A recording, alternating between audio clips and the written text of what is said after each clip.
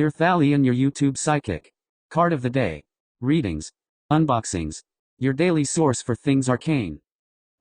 Hello and welcome to today's video. I do have to issue a warning. We will be showing crime scene and autopsy photos of a young couple found in South Carolina. So if these things do bother you, again, this is our Monday video. If things like that will bother you, then I suggest you skip this video. Each victim had been shot 3 times in their upper chest, and despite previous reports, neither victim was shot in the throat. The weapon was believed to be a .357 caliber revolver. As you can tell, I know nothing about guns. The Sumter County coroner, Verna Moore, continued to work on the case until her retirement in 2009. The victims were unidentified for 45 years, despite the fact that their descriptions, sketches of their faces, dental information, and fingerprints had been distributed across the United States, and their homicides remain unsolved. In the early morning hours of August 9th, 1976, the young man and woman were said to have been seen from a distance by a hermit. It was said that they had been dropped off on Locklear Road, a secluded dirt road between I-95 and SC 341, Lynch's River Road. The victims may have had their vehicle hijacked, possibly by hitchhikers. Then, upon their exiting the vehicle, someone may have shot them both in the back. At 6:20, a trucker named Martin Durant found the bodies and contacted Charles Graham, an employee at a nearby store, and Graham, in turn, contacted the authorities.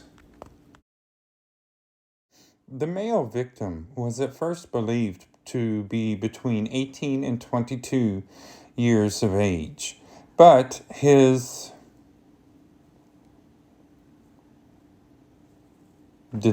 dentition suggests that he may have been older than 27. The age range was updated to be between 18 and 30 years after his case was entered into NamUs. The forensic dentist who examined the man's teeth said he believed he was over 27, but that he had looked younger due to his clothing and build. The victim was white with an olive complexion. He had brown, shoulder-length hair, brown eyes, and very distinctive bushy eyebrows. He stood over 6 feet tall, weighed about 150 pounds, and had had extensive, elaborate dental work that may have been performed outside of the United States. This might indicate a higher socioeconomic status. X-rays were done of his teeth, and which suggested he was older than initially estimated. A unique type of root canal surgery had been performed during this man's life. It looked as if he had been midway through a complete dental restoration. The man had a 4-inch appendectomy scar. He also had various scars on his back and shoulders, which indicated frequent participation in contact sports. He was wearing faded Levi brand jeans and a red t-shirt. And the t-shirt read Coors, America's Light Beer, on the front, and Camel Challenger GT Sebring 75 on the back, along with a Snoopy design. The shirt was apparently a promotional item from the Sebring races held in Sebring, Florida in 1975, which were sponsored by the Coors Brewing Company. He wore no underwear and carried a pack of Grant's truck stop matches in his pants pocket. The matches are believed to have come from a Grant's truck stop in the Midwest.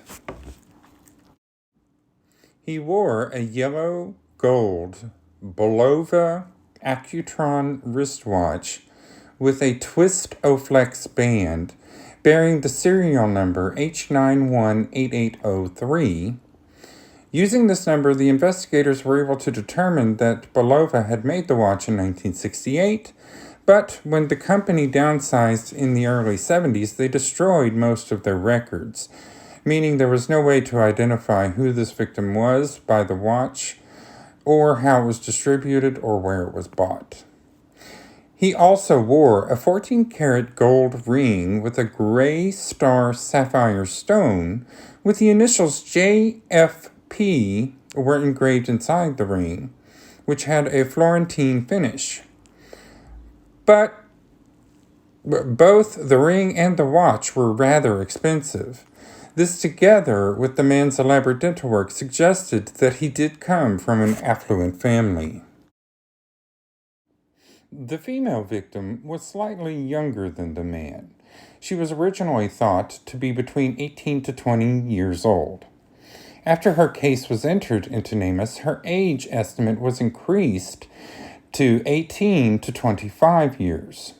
She stood 5'5" and weighed 100 to 105 pounds and had a slim build and an olive complexion like that of her companion. This led some observers to speculate that they may have been siblings. She had reddish-brown shoulder-length hair and bluish-gray eyes. Some sources say hazel.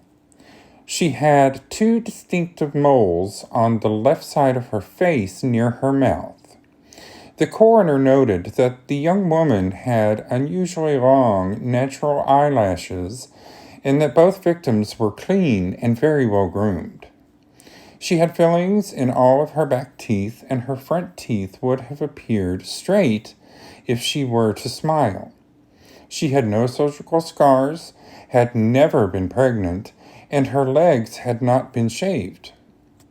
Unlike her male companion, no scars were found on her body. She was wearing an unbleached white muslin blouse over a pink front-tying halter top. She wore blue denim cut-off shorts. Let me try that again. She wore blue denim cut-off shorts, or Daisy Dukes. That's what threw me off. She had a floral print scarf tied around her neck, around her waist. Ooh, girl.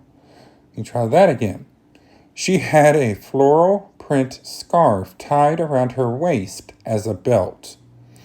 She wore Stride Right brand wedge-heeled sandals that were lavender and hot pink in color. She wore 3 distinctive rings. The first ring was a black oblong stone with what appeared to be small turquoise chips embedded in it. The second ring had an ornate scrolling feather shape with coral and turquoise stones. The third was a simple metal band with red, white, and blue stones. These rings appeared to be authentic, handmade, Native American or Mexican costume jewelry.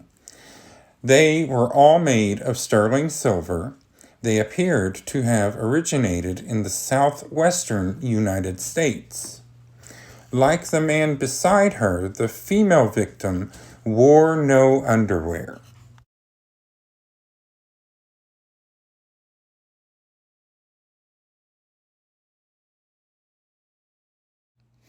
In 1977, a man was arrested in Lawton, South Carolina for driving while intoxicated. Lonnie George Henry of South Carolina, born in July of 1918, he was arrested for DUI and had a revolver in his vehicle of the same kind as the murder weapon.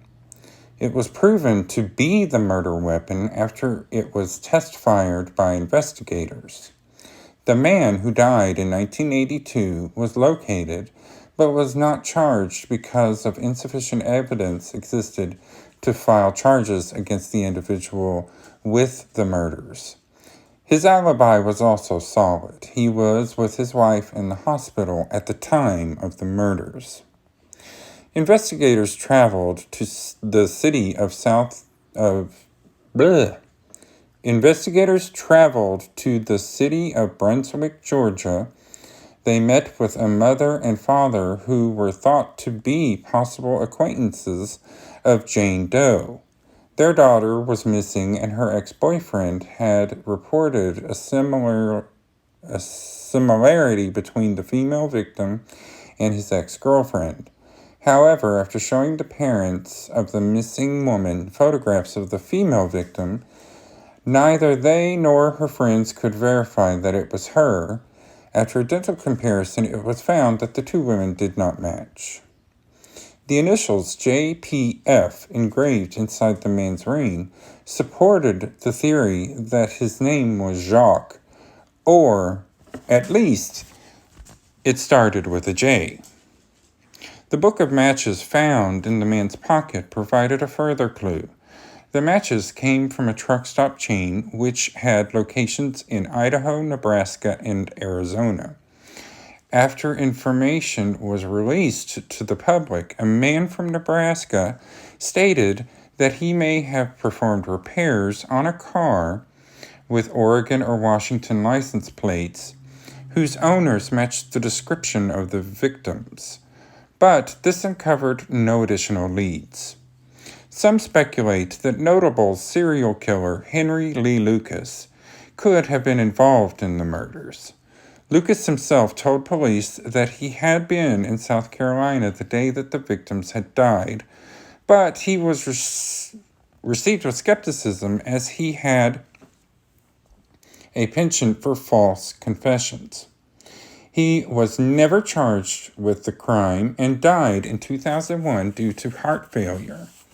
Earlier, Lucas had confessed to two murders that had also happened in Sumter County, that of an elderly woman in 1975 and a young man in 1983. Like most other leads, this revealed no other additional clues to the pair's name or their actual murderer.